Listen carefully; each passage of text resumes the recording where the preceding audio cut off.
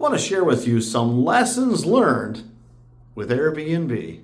This is Ron Wysakarski for the Black Hole of Real Estate. And we recently sold a property that we'd owned for about 5 years.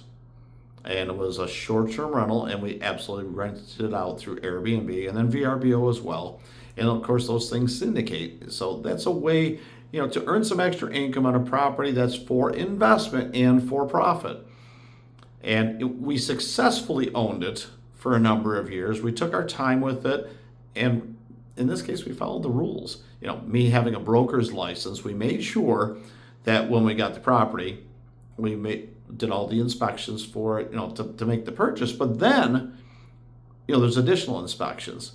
So, for instance, you have the city. Ours was in Cape Canaveral, so they had a fire inspection. You had to make sure the emergency lights were up. A big fire extinguisher was put in there, bolted to the place. And mind you, it's the size of a hotel room. It's a really small Airbnb, super tiny, but it was close to the beach and it was cool. So we took care of that. We put the smoke alarms in. We wired everything the right way. We had professionals do it. We didn't do a lot of DIY on this particular one, at least of that stuff, because of the technical side of it, and had to pass inspections. So we took care of all of that, got our license with the city. Brevard County, where this one was located. At the time, you needed a rental license for Brevard County as well. And because in Cape Canaveral, it's 7-day minimum. So you can't do 6, you can't do a weekend, it's 7 days minimum is what you can lease it out as. So then you had to have the same thing matching for the county. And then for the state, they had like a hotel license, like for 30 days and less. You had a special license through DVPR. So we ended up with 3 licenses, stuck them all on the wall. We made our little emergency diagram to how to escape the place, which in essence, since it was basically 2 rooms, straight out the door. But following the rules, we did that, and we learned a lot along the way by doing that.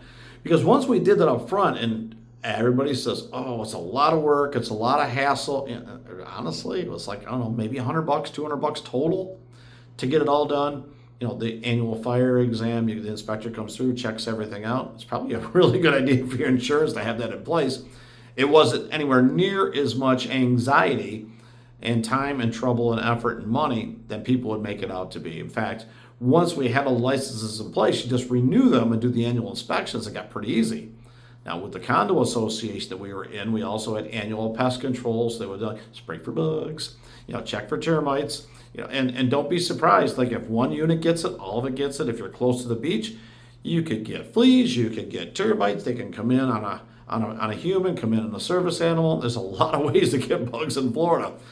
So plan on having some pest control. With our condo association was included in the homeowners association fee, so that was pretty good. And it's a way to really, maintain your place. What I can say is, when you have a small place, people aren't supposed to smoke on balconies, but they do, right? So if you open up the door and somebody's smoking, even if you've never smoked in your unit, it might smell like smoke. So then you have to deodorize that or use the ozone treatment things in there in between, the rental, so it doesn't smell like that. People always say it's a non-smoking unit. Why do I smell smoke? Well, because the guy downstairs was smoking when he wasn't supposed to be, and it came up over your walkway and into your place because you opened up the door. Again, another lesson learned is that non-smoking can smell like smoke. And a place that has pest control, it can have a bug. And these are things that you're going to have to deal with when you are having renters or you're having guests. We stay at a lot of Airbnb when we go on vacation. And we absolutely check the rules, because some places have barely any rules. That could mean it's easy and breezy and they got a great cleaning system, or it could be when you get there, it might not be as clean as you like it. Now, on the other side of the coin, it could be that it has a super long list of rules that, quite honestly, if you did everything, would take up half your vacation. And we've looked at those lists of rules sometimes, like, that's more clean than we might do in our own house. So that really doesn't feel like a vacation if you got to deal with all of that. I think somewhere in the middle is probably a good idea to keep the place maintained. But then you have your own cleaning staff, right? Unless you're cleaning it yourself. A really good travel hack for you on either side of it. Bring extra things like, tissues and toilet paper in case they don't leave a lot there and you don't want to go to the store. And if you are owning it, maybe your cleaning person could be your resupply person. So when they're cleaning, if they can restock everything, kind of like a hotel. Makes sense, right? Think about things in terms of what hotels provide. Can you provide the same thing? You don't have to have the scale of 100 rooms. You just have to do it for one. And I think that really makes a lot of difference. So, another lesson learned is the cleaning and restocking. It really helps along the way to have a couple bottles of water in there, even if you don't provide anything else. A few bottles of water. When somebody walks in, they open up the fridge to check it out, and there's some cold water in there. You'd be surprised how many comments and compliments you get for that. And when you own an Airbnb, you absolutely want to get a 5-star rating so other guests will, take a look at your place and want to rent it. And as a renter, if they've done a really good job, give them 5 stars. And if it's a little bit off, most people, if you mention, listen, hey, we happened to get there and there was no towels. Most have a system in place. And maybe it was an oversight. We don't always want to bash somebody on the review system if it was an oversight. And if you give them a chance to make it right, in most cases, they will. Now, I did mention that we sold it. And it wasn't because we tired of the Airbnb business. It's just that we'd had it for 5 years and we did well with it. And we liked having it, but we also wanted to reallocate to something in a different area. And it was a good run. We saved. We're going to do it again, most likely, maybe closer to the house. I don't know, maybe out of state. We're not sure yet.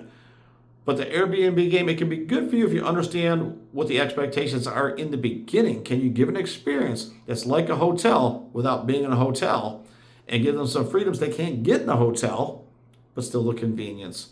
Wi-Fi, that's a really big thing. Make sure that that's all dialed in. Have the air conditioning always service and always working. You want it to feel just like home. I've got more about Airbnb, but for today's conversation, I just want to give you some lessons learned about it. And while we went through the whole experience, we bought, we rented, we did some renovation, we made some improvements, we got all kinds of licensing, and eventually we sold. Based on that experience, I gotta believe the next time around it will be even bigger and even better because of the lessons learned. This is Ron Wojciechowski for the Black Hole of Real Estate.